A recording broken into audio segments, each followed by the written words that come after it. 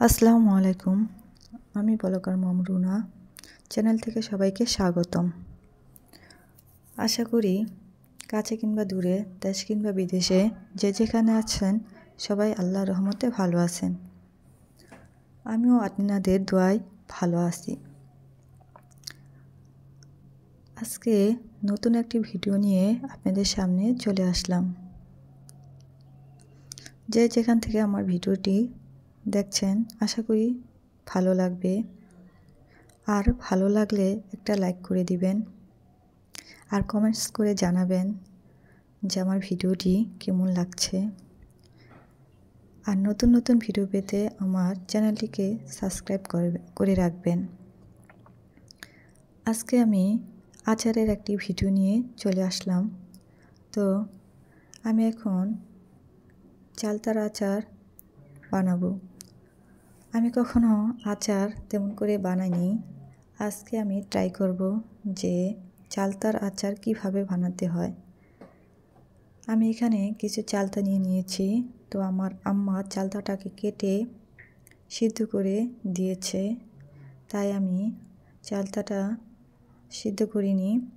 তো এখানে আমি চালতার জন্য যে মশলাটা ব্যবহার করতে হবে ওই মশলাটা ভেজে রেডি করে নিলাম। আর চালতাটা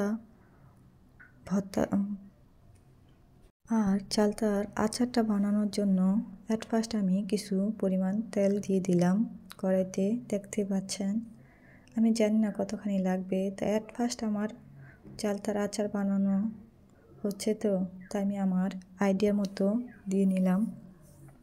এখানে তেলটা কিছুক্ষণ গরম হওয়ার জন্য আমি অপেক্ষা করছি।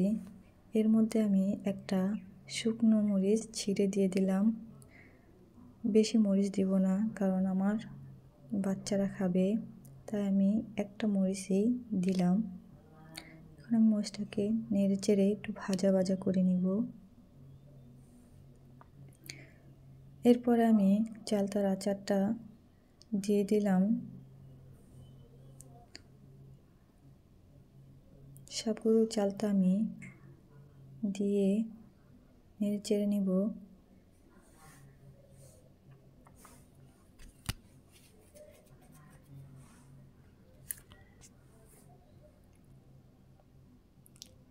দেখেন, আমি চালতার আচারগুলো ভালো করে নেড়ে চেড়ে দিচ্ছি, তেলের সাথে মিক্স করে নিচ্ছি।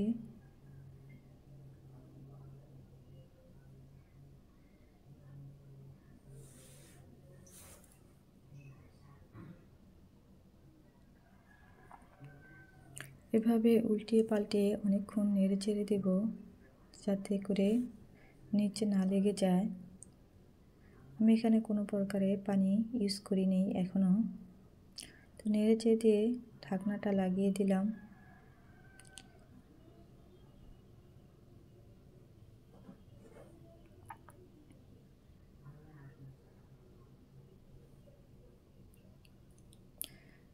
কিছুক্ষণ পরে আমি এসে ঢাকনাটা খুলে নিলাম।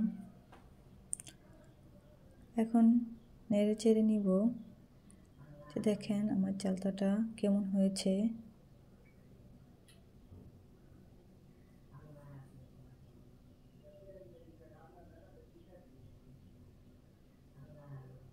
এখানে আমি কিছু পরিমাণ লবণ দিয়ে দিলাম।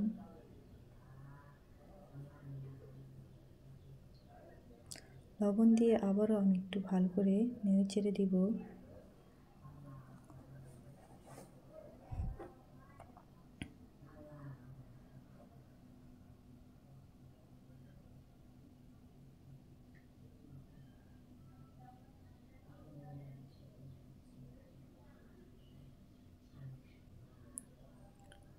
এখানে আমি কিছু চিনি দিয়ে দিব, অ্যাড করে দিব।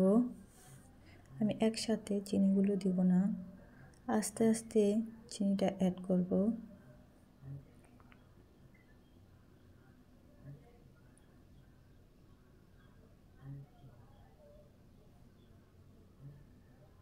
চিনিটা দিয়ে এখন আমি ভালো করে নাড়াচাড়া করে চালতার সাথে চিনিটা ভালো করে অ্যাড করব।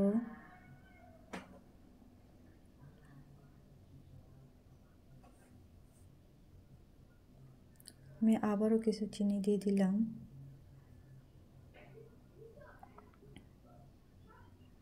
দেখেন চিনিটা দেওয়ার পরে এখান থেকে কিছু পানি উঠেছে।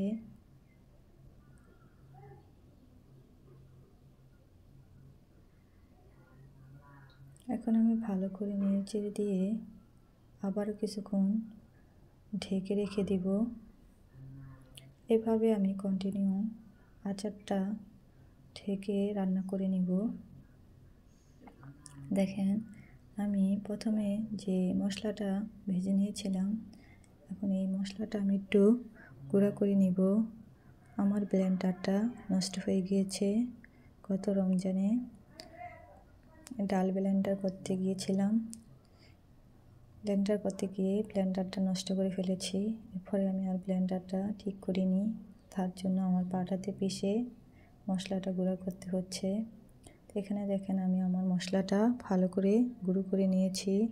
কত সুন্দর হয়েছে গুঁড়ো করাটা। আমি মশলাগুলো একটা পাত্রে উঠিয়ে ফেলতেছি। এই যে দেখেন আমার মশলাটা গুঁড়ো করা হয়ে গিয়েছে। আমি এই মশলাটা আচারে ব্যবহার করব। এর মধ্যে দেখেন আমার আচারের কালারটা কত সুন্দর চলে আসছে। আমি আবারও নেড়ে চেড়ে কিছুক্ষণের জন্য বসিয়ে দিলাম। দেখেন আমি সব কিছু গুছিয়ে নিয়েছি। আমার পাটাটা ধুয়ে পরিষ্কার করে আবার জায়গা মতো রেখে দিয়েছি। এখানে আমি আবার একটু চিনি দিয়েছি, কারণ আমার টেস্ট করে দেখলাম চিনিটা একটু কম হয়ে গেছে, তাই আমি আবারও কিছু চিনি দিয়ে নাড়াচাড়া করে নিচ্ছি।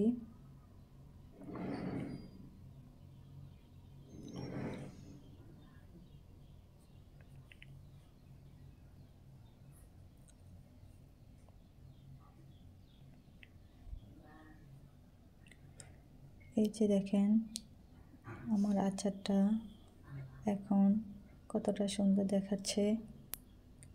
আচারটা ফাইনালি হয়ে গেছে।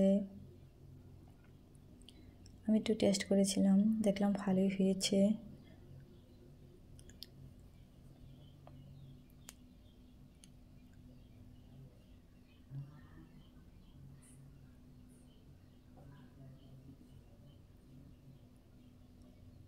এইখানে আমি আচারটা নামানোর আগে কিছু পাঁচফোড়ন দিয়ে দিব। যে মশলাটা আমি রেডি করে রেখেছি ওই মশলাটা এখন দিয়ে দিলাম। মশলাটা দিয়ে আমি নেড়ে চেড়ে ভালো করে আচারের সাথে মিক্স করে আবারও কিছুক্ষণ রান্না করে নিব, যাতে মশলাটা আচারের ভিতরে খুব ভালো করে লাগে। এই যে দেখেন ফাইনালি আমার আচারটা হয়ে গিয়েছে। আমি একটা বাটিতে বেড়ে নিয়েছি। আচারটা দেখেন কত সুন্দর লাগছে। এর মধ্যে আমি আচারটা খেয়ে দেখেছি, আচারটা খুব টেস্ট হয়েছে। আজকে এই পর্যন্তই। আল্লাহ হাফেজ। আসসালামু আলাইকুম।